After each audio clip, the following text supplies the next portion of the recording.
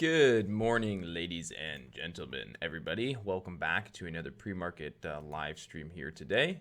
So thank you guys again for tuning in as always. There was something I was going to say. For those of you guys that are on right now, I guess I'll wait for a few more people to get on to talk about that. So anyways, hopefully, I guess actually I'll say it now. So hopefully the stream isn't getting too choppy. If it is, I apologize. We have a really bad rainstorm going on here right now, so the internet might be a little in and out, so I do apologize ahead of time for that. We got a big rainstorm here in Michigan, so yeah, if the stream gets a little choppy, I apologize. So good morning, everybody. Good morning. Actually, yesterday my girlfriend was busy, so I ended up going out to a nice dinner with a few of my friends, took them out. So yesterday ended up being yesterday you guys probably seen a recap video of like $10,000 for Netflix. All in all, yesterday ended up being a $32,000 day. I stayed and traded the whole day because the market was hot, so I was actually able to reel in 32,000 profit by the end of the day yesterday. So today I'll do a little bit of a recap video on that and how it was that I made that much money.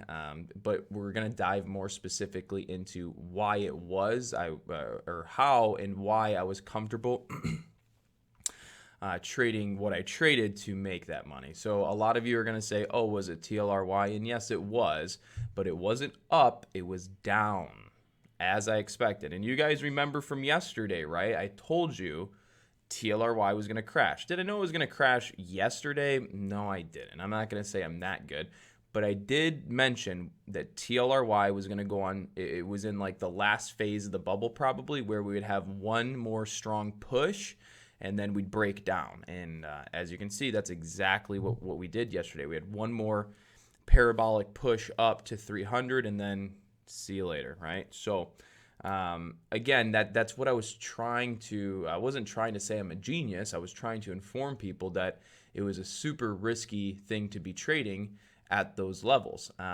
So another way to look at it is TLRY has been on the public or the open market for almost 2 months, right around 2 months, right? And it took 2 months for it to go from 20 to 300. And then it took 40 minutes for it to lose 50% of its value. So you guys see the risks that are now involved when you're inside of a bubble. 2 months to get there and 40 minutes to lose 50% of those gains. Kind of crazy. So again, right, imagine the people that were buying at 300 and then didn't sell. They got annihilated yesterday, all right?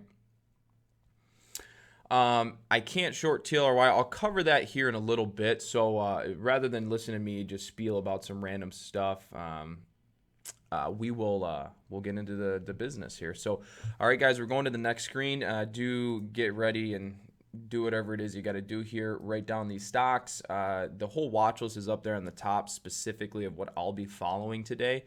It's an interesting watch list today because it's kind of all over the place. We have an earnings play. We have like a speculation play. We got a public offering play. Then you have like 2 weed stock plays. So it's kind of all over the place. But we'll see how it pans out. I mean, as always.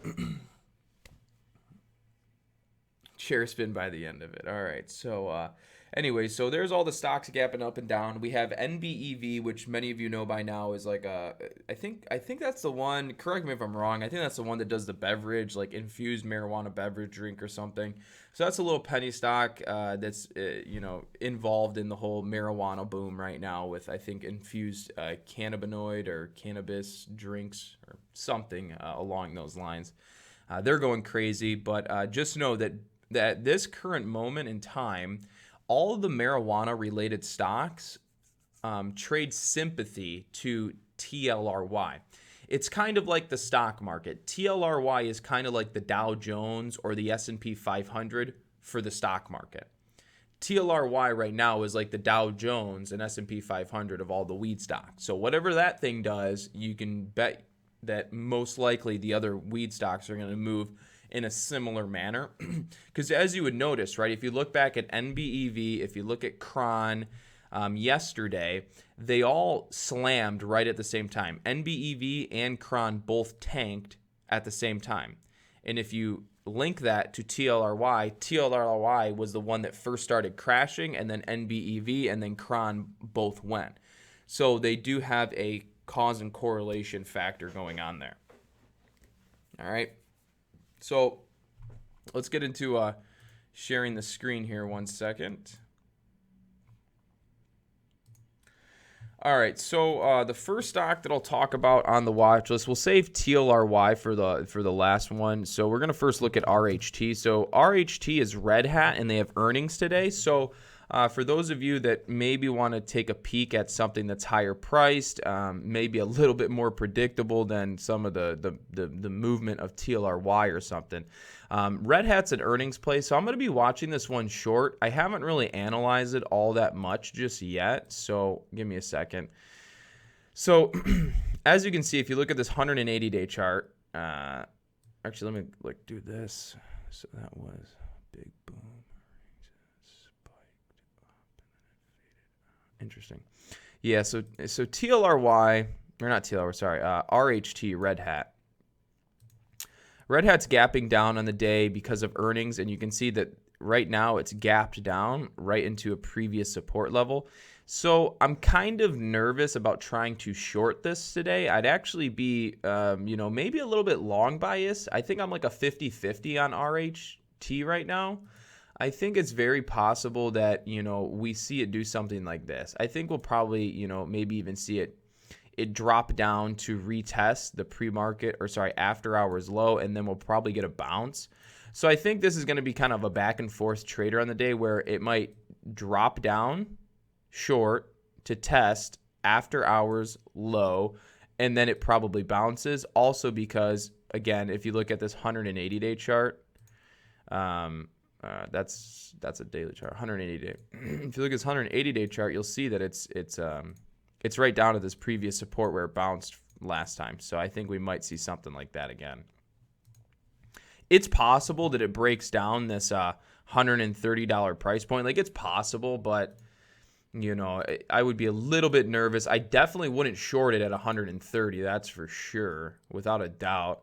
Right? And then if you look here, right, this bounce from the last time at 130, we had a breakout at 130. We had resistance 2 times at 130. So going straight across, that should be a pretty good level to pay attention to as far as like a bounce today, maybe on RHT.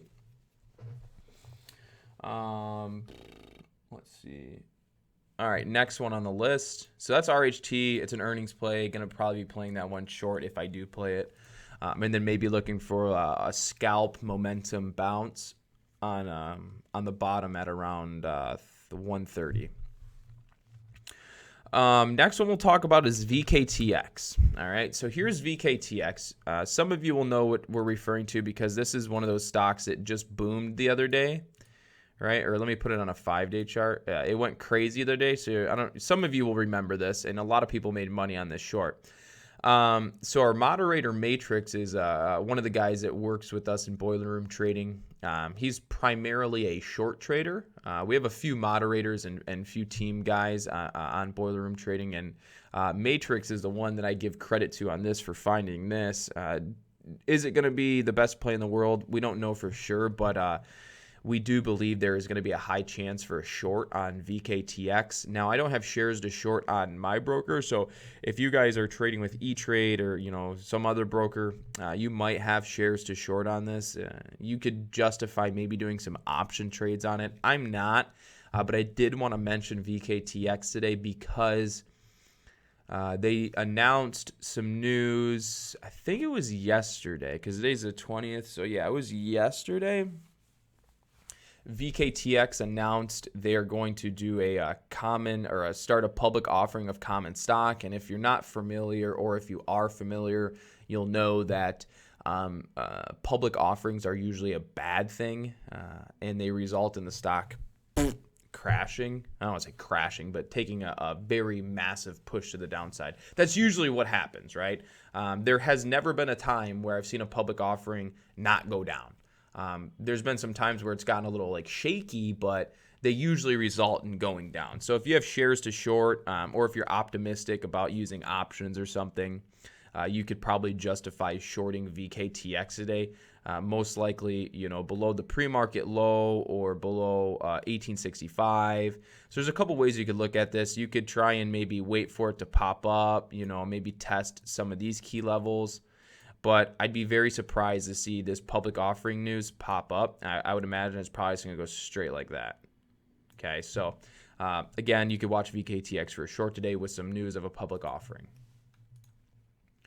All right, next one on the list is going to be, we'll talk about this one, ALT. Now, I'm not crazy about this, and I don't even know if I should be mentioning it, but I think it'd be a good idea to mention it just in case it goes crazy, and then I'll look like a genius. So it's kind of like an insurance policy, the way I'm looking at this for myself. So if you look at this stock called ALT, I don't think I've ever seen this stock before in my life. At least I've run across it a couple times, but I've never traded it, never heard of it. At least it doesn't ring a bell if I have seen it. Yesterday it went from $4 to $18. It didn't once hit my scanners, or maybe it did and I wasn't paying attention to my scanners close enough. It probably did hit my scanner, to be honest, but I was probably so caught up trading NBEV, Netflix, or Kron, or whatever stock I was trading yesterday that I just didn't notice it.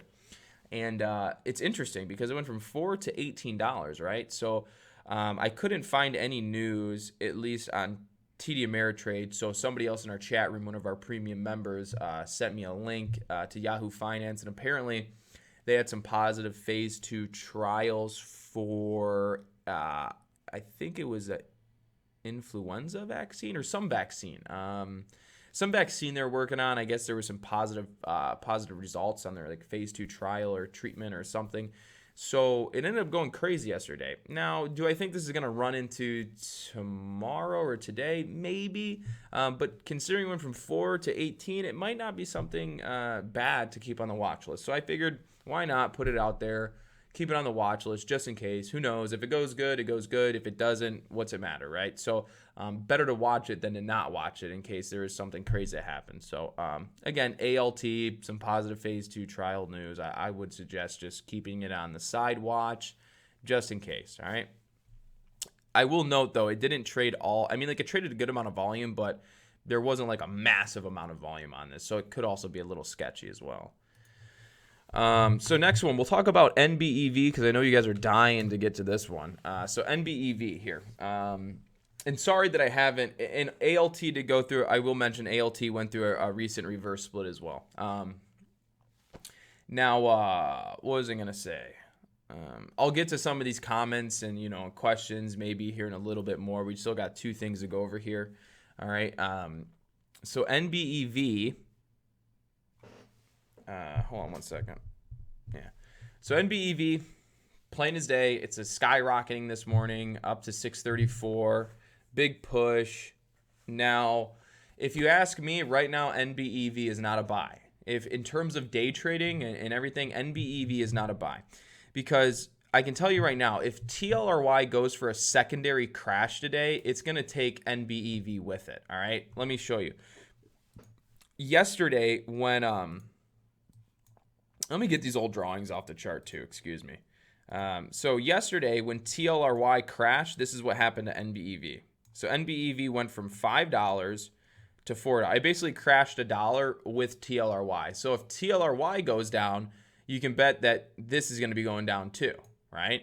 So if anything, if I were to trade this in any way or want to, it would have to be on like a dip or a bounce. I would not trust trading it at these levels. As you can see, it's already getting hammered. But I would watch NBEV for a possible, if it really dumped and really got smacked in the face today, I would watch it for a bounce at $4.96 or $5, okay? And then if it doesn't get just annihilated, like I just said, if it doesn't, then you should be watching all of these levels. Ready? I'll mark them off with yellow arrows. Ready? You see this one right there, that pop, that pop, that pop, that pop. Those are all your levels to mark off for a possible bounce. Going straight at, well, that was a bad one. Going straight across. That's also a bad one. That was right there and then right there. Because look at, ready? Ready to draw this one? You can see it's bouncing on that key level I just drew. Right? So those are the ones you want to mark off. If it does get absolutely crushed, look for a bounce at $5. If it trades normal and just comes down, you can maybe look for some bounces off of any one of those yellow arrows, which are also the previous kind of breakout levels from pre-market today on NBEV. Okay. And then if you look at, I think you have to look at I think it's on a 3-year chart you'd have to look at to see like old resistance or something. Let me look at the yearly. Yeah, yearly chart doesn't show it. So you have to look at a 3-year chart at least to see that it has old resistance at $7, had some resistance at $5.86, but we're currently up to, what do we get to, like $6.43? I think we got up to $6.43. Let me check the level. Yeah, I think we're up to like $6.43. So it has some resistance 3 years ago at $7.20. How many people are paying attention to that? You never know for sure, but it's very possible that someone bought it, you know, when it was $7 and they've been bag holding for their whole life. And then all of a sudden it got up to $6.34 and they're looking to sell. So, you know, just keep that in mind. So that's NBEV. And I don't know if they got any news today. I wasn't paying attention to that specifically. And then lastly, we're going to talk about TLRY here.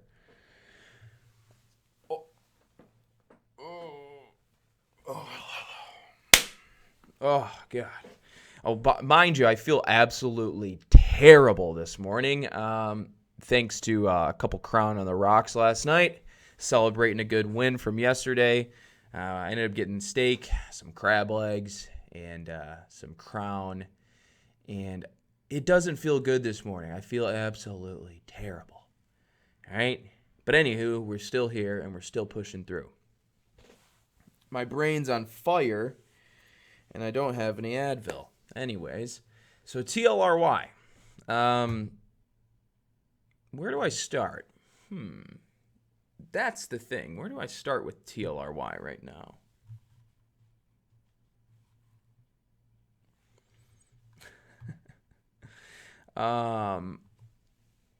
Yeah, where do I start with this? So let's just go from basically the crash at 300 yesterday. All right, this thing just got smacked at 300.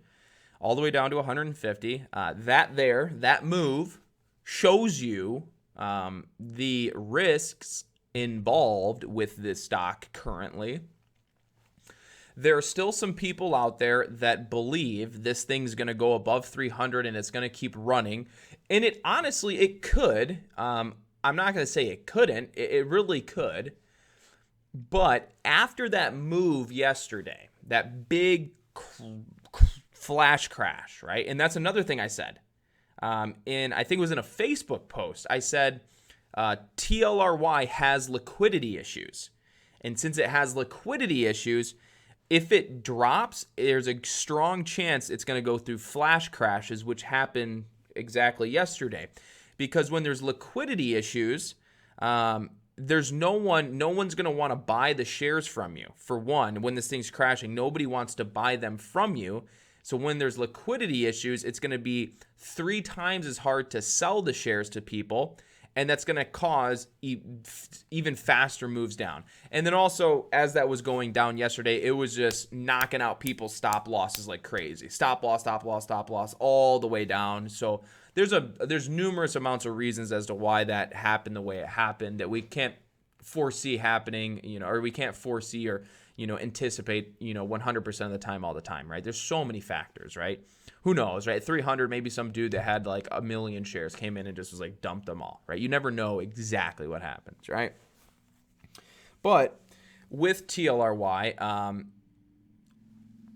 if I may, we know it's a bubble now. Would everybody agree that TLRY is a bubble, right? Would you guys agree?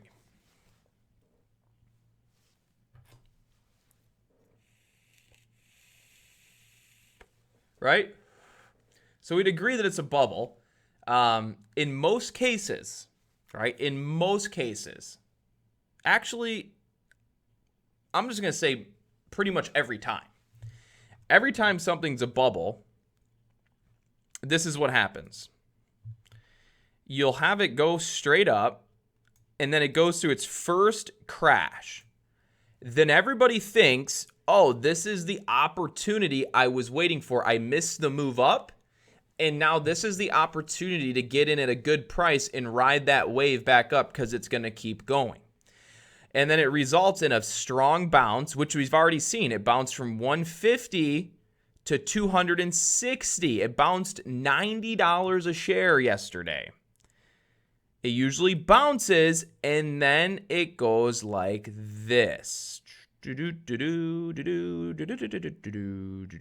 All the way back down. Okay? That's usually how these work. You guys want to see an example of it? Go look at Bitcoin. Bitcoin is a perfect example of a bubble. Obviously, we knew it was a bubble. And that's exactly what happens. You'll have your big push up. You'll get slammed. It'll be an enormous bounce, and then it falls again. Okay? It's not just one quick move down. There's usually two parts to a crash on a bubble. You have the first initial panic, followed by a strong bounce, that is then followed by another panic and then a steady grind all the way down, where people start to, so usually it starts with like another panic, and then the panicness kind of fades away, and you have you just kind of have some gradual sell-off, right? Because it's people that are just holding the bag, and they're like, well, it's going to come back. It's going to come back. And then they realize it's not coming back. So then they sell. And then the next person below them is like, it's going to come back. It's going to come back. And then it doesn't come back. And then they sell. And then it's just an ongoing domino effect of bag holders slowly getting rid of their shares or realizing that they were in a bubble and they bought the high, and it was a horrible investment at the price they were getting, and they slowly bite the bullet on the downward move and realize, well, holy shit, it was a bubble, and I just got screwed. And they try and hold the bag and hold the bag and hold the bag, and this is a perfect example of something that's not coming back. Okay, this is not, okay, I don't want to say that for sure, but most likely this is not coming back, right? So in terms of being a bag holder, you definitely don't want to hold the bag, and I can promise you why. This thing could get back to $300 or maybe even $500 or $600 a share a long way down the road, when the company actually becomes profitable, when maybe they have storefronts, when maybe they're in more than just 6 countries, when weed fully becomes recreational, right? It has massive opportunity. But right now, the valuation of their stock price in comparison to earnings and book value, it's way out of whack. It doesn't even make sense. Again, yesterday when it hit 300, it probably had a market cap of 17 billion with earnings of negative 58 million. So you tell me, where is the justification in that? There is none. Again, it's a bubble. It's going to crash. So don't be a bag holder on this. Don't think this is going to just keep screaming. We're probably looking at the backside move now. We just had our bounce from 150 to 260, and now we're probably trickling back down for the second sell-off on this. So for me, I'll be probably trading options short on this, and I'm going to tell you right now, to trade options short on this, it's super high risk. The options are so extraordinarily not in your favor. The theta, the time decay factor is obnoxious. The delta is not even good. It really is an investment for someone who, with money for one, with experience for two, someone that can take a high risk trade, which is me. And that's about it. If you know options, right, go look at the option puts on TLRY, and you'll see they're just absolutely obnoxious. They're ridiculously high priced. The theta is extraordinarily not in your favor. The delta is out of this world and not in your favor. The only way you're going to make money on these options is if you're damn correct, which I was yesterday, and my buddy Brandon was yesterday. And if we're correct today, we're going to do it again. And that's the thing, is you have to be so precise, because if you get these options at the wrong price and this thing doesn't move quick enough for you, you're just going to get crushed. Maybe not like crush, but it's going to hurt, right? It's not going to be a paper cut. It's going to be like, well, that hurt, right? I basically got kicked to the nuts. So I wouldn't basically, advise anybody who doesn't know options to don't even try it today on this, right? It is going to be scary. If you're someone who has some money to lose, right? You're just like, fuck it, I got some money to lose. Sure, then take a stab at it. But if you're someone who can't afford to lose right now, this is not your gateway out, okay? So, one second. There you have it, ladies and gentlemen. That is all I have for you here on the morning watch list on Boiler Room. All right, so thank you guys again, as always, for tuning in. I'm going to take a few seconds here. Just look at some stuff here. Oh, I forgot to mention NIO. NIO actually does look a little promising because so basically this is kind of what I'm not going to share the screen, but basically the chart, you know, we went up to what did we get to, like 14 or 15 or something. So it went to like 14, 15, and then it crashed back down below 9. 9's a big resistance. So basically, if NIO can get over $9 today, it's actually probably worth watching for a trade, for a long, for sure. So anyways, yeah, give me a hit on the like button before you head out the door. Would really appreciate that. Give it a share too. That's always good. That helps me grow, helps get out actually reasonable and valuable information to many other aspiring traders and investors out there. Should help them. So again, because there's a lot of people in TLRY today and they don't think it's a bubble still. So if you share this video more and more and more, hopefully it'll reach those guys and then they'll realize, oh, I'm in a bubble. So anyways, thank you guys once again for tuning in. As my pleasure. I love to do this. So I will see you guys all tomorrow morning for another pre-market watch list. All right, guys, take care and have a good day.